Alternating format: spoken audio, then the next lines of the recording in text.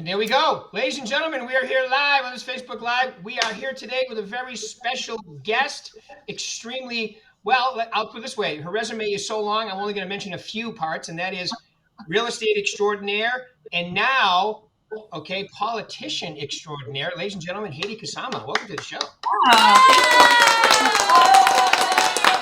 And you can hear the studio audience loves you, Heidi, so that's good. Oh, I like the studio audience. That's a great thing. Thank you. Yes. They're very special.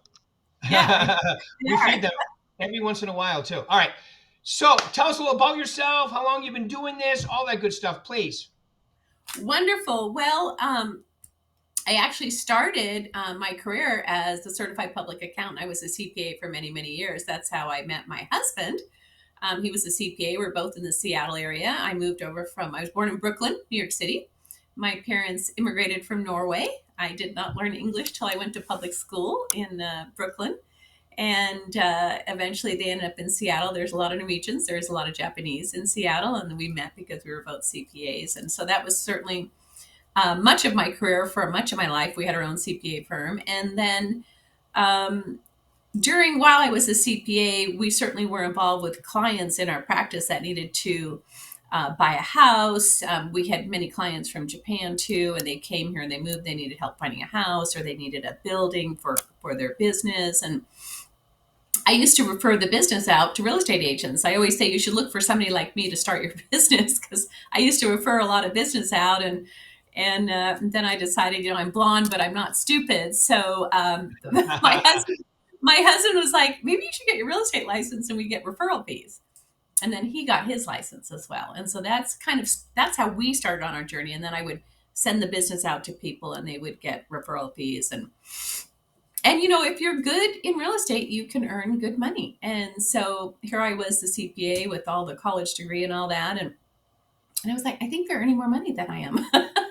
And so I started to really look at it as a career, and we decided to move to Las Vegas. We wanted sun.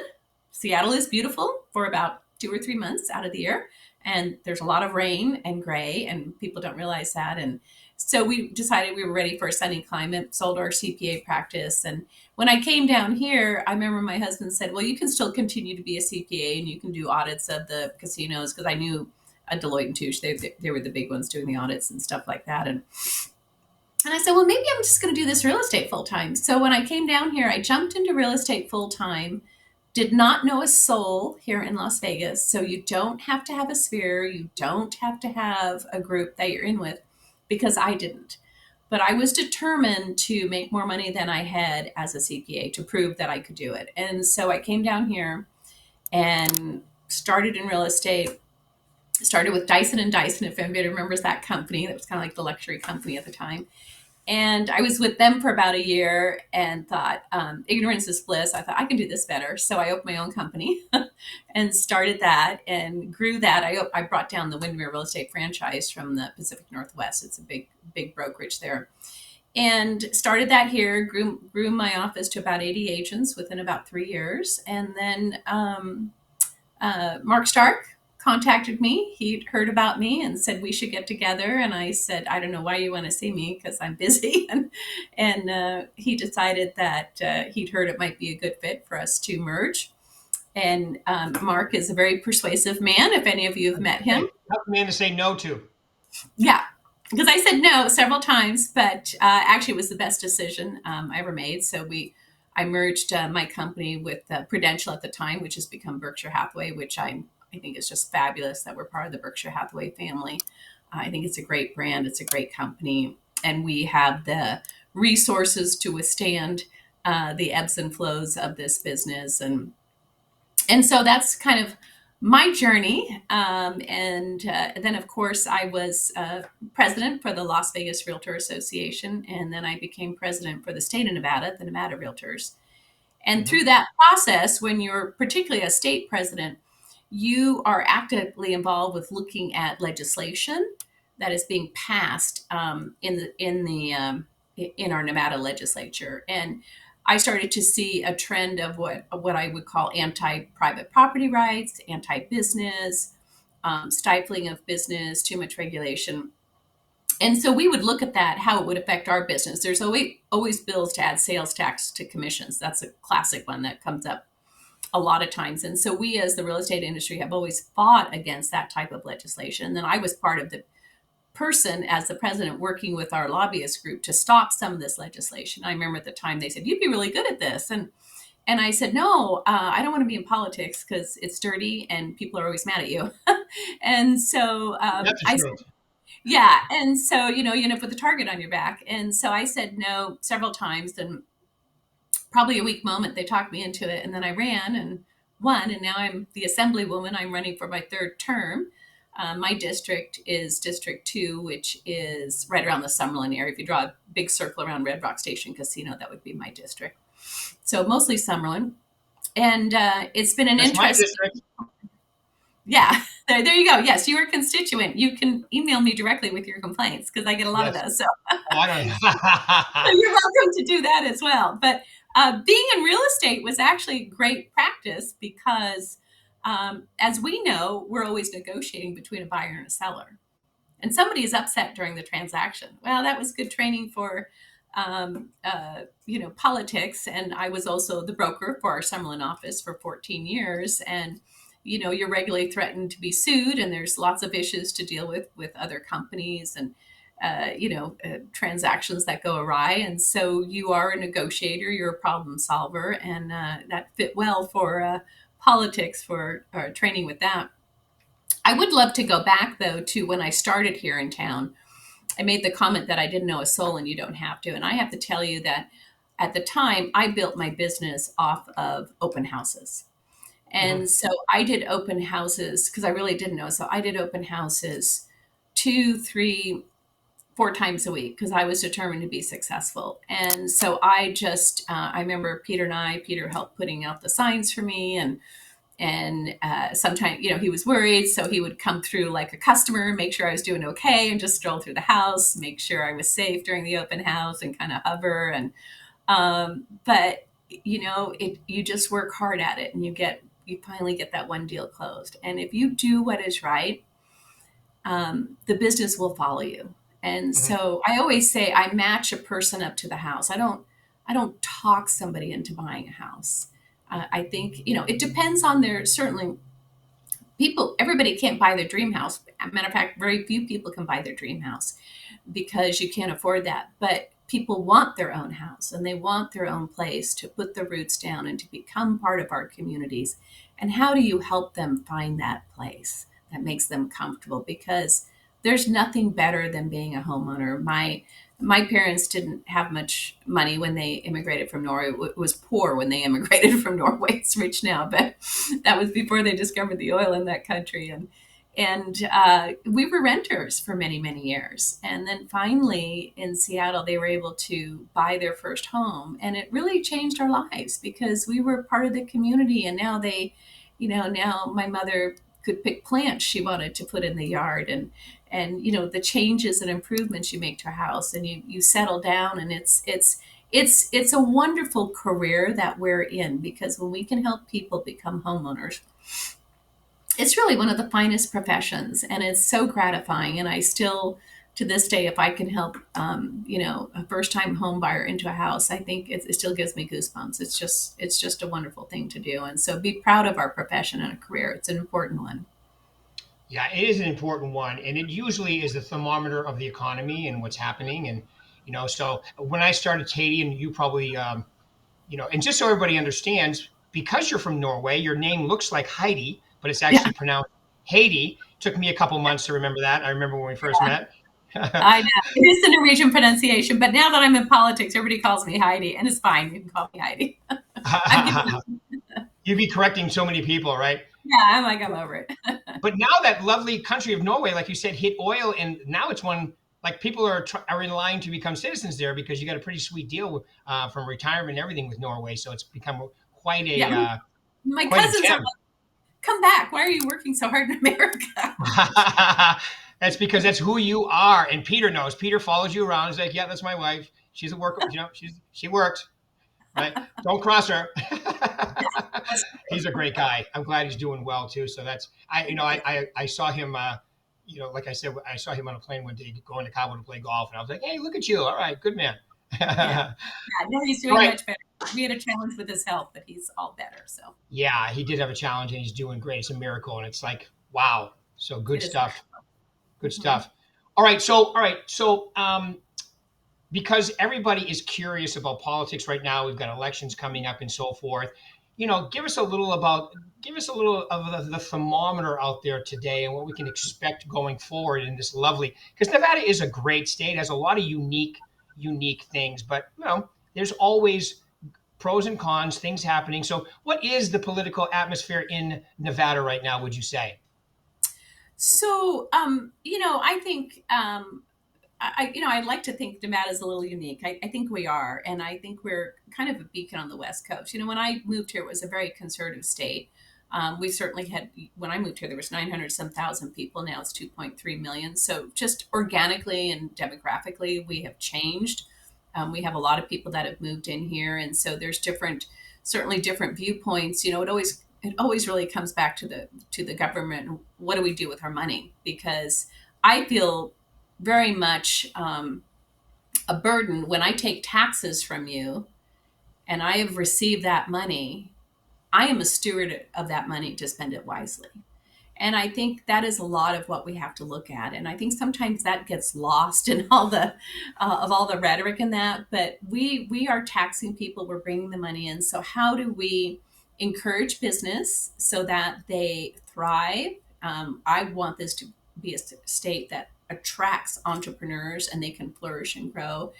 Because if you have a strong economy and people are working and they can pay their mortgage and they can pay their grocery bills, a lot of ills are solved because we Yeah. give people pride in working and we give them the ability to really achieve the American dream. Like I said, my parents didn't have money, but they taught me the one thing I needed, which was a really strong work ethic. And I have done that my whole life. I've just outworked other people.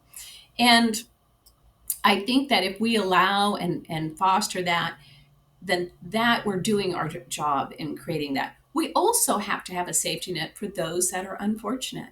And how do we do that wisely? And how do we allocate those funds? We know we desperately need to, improve our education. Now, we've been talking about that. I get frustrated as an elected official. We've been talking about that for 30 years.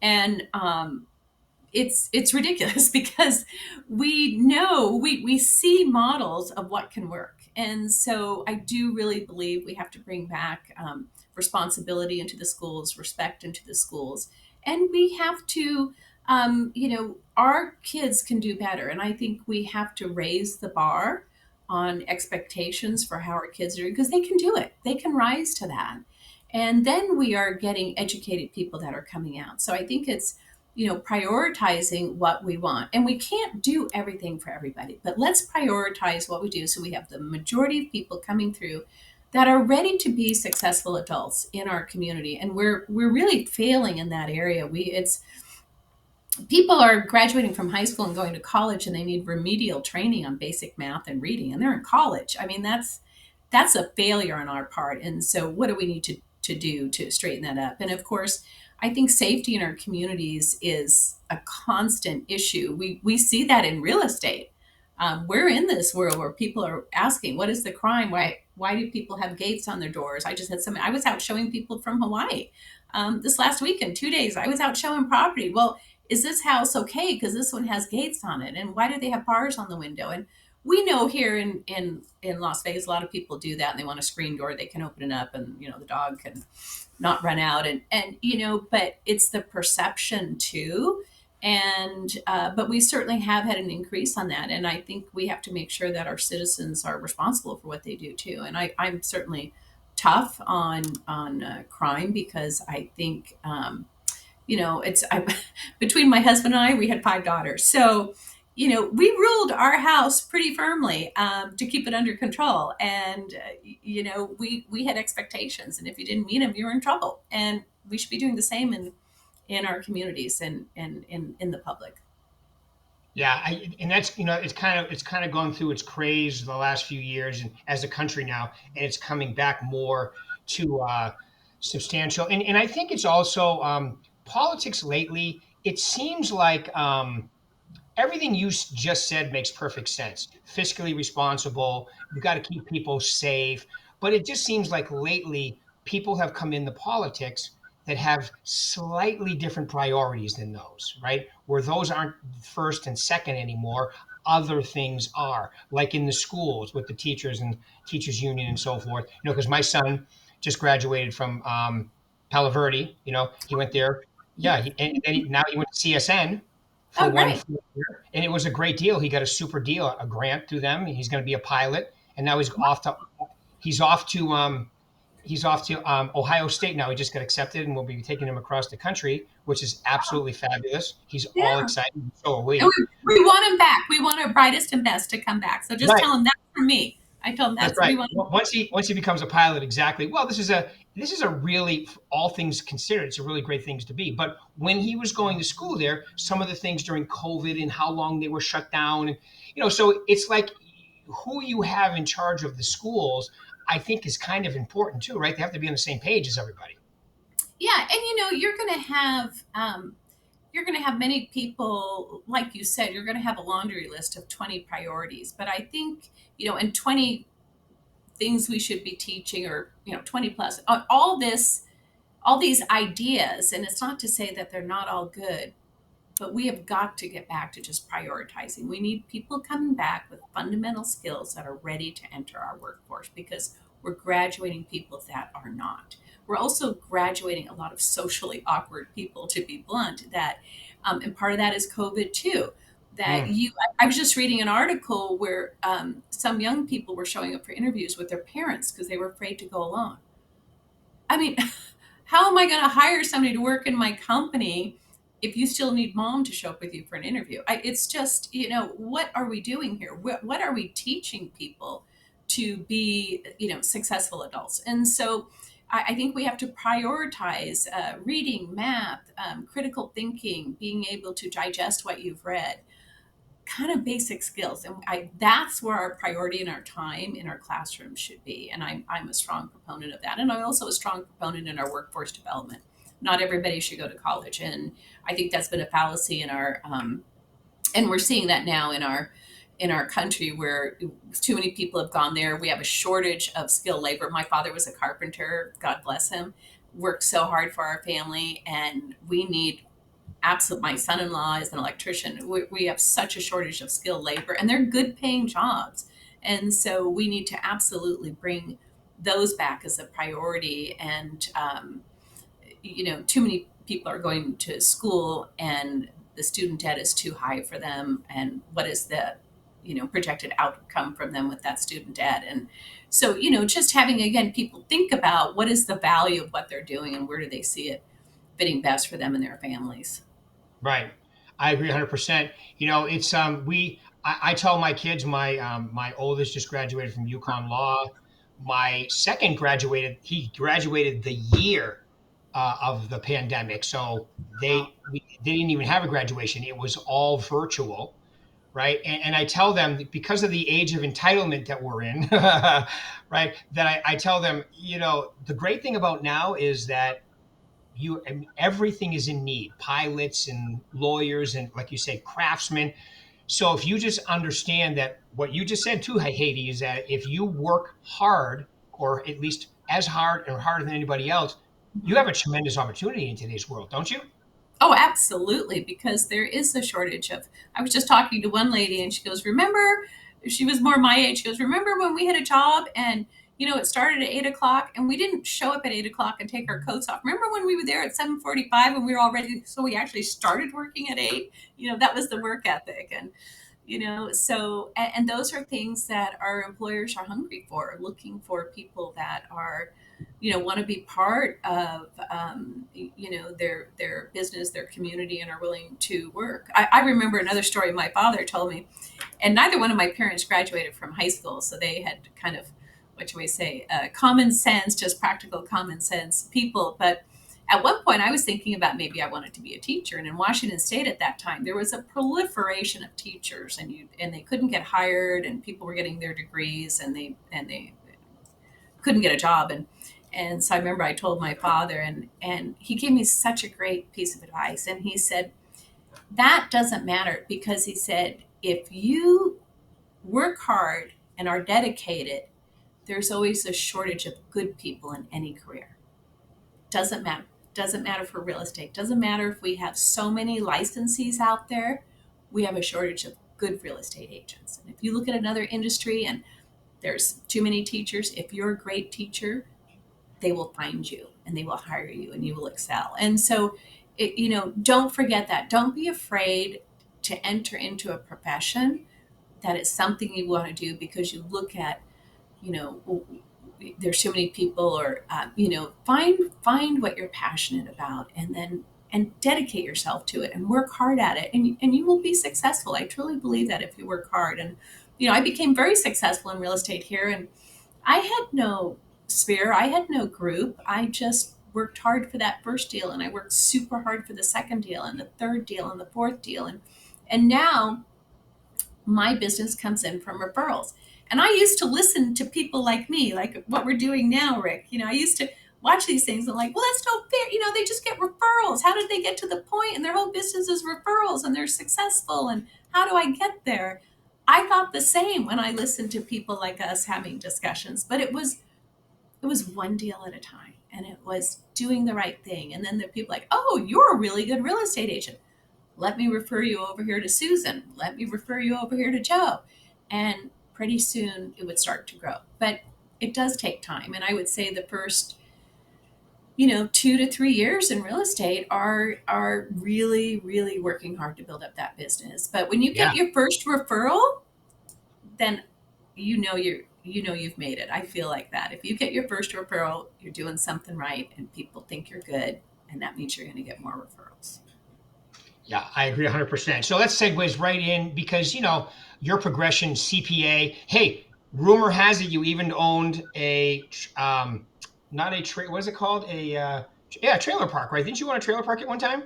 I did. Matter of fact, I own two different motorhome or Motorhome park. There you go. mobile home communities. Yes, and yes, Mobile home community. There we go. I owned a small senior mobile home community on my own, and then I went in with partners and was part of a larger one. And so that was my start in investing too. That's awesome. I used to ski with a guy back in New England who they owned like three of them, his whole family. They were huge. But Yeah. anyway, so whether it's CPA, whether it's being a great real estate entrepreneur or investor, or whether it's being a great politician, tell them to be successful in today's world what you believe the three most important things are. Well, I think it's really critical that you are trainable, that you're willing to be trained and trainable. And I mean, our company, I'll brag about it again. We have tremendous training. We have people like Rick, which will coach you. Be willing to be trained. I've had people come in like, oh, I don't need that. Okay. And they're out of the business in a year. We need to be trained. Be, be a hard worker, be committed to the profession, plan ahead for your open houses, plan ahead for your walking in a community, plan ahead for your mailers that go out, plan ahead for your social media. What are the articles you're going to be looking at and putting out?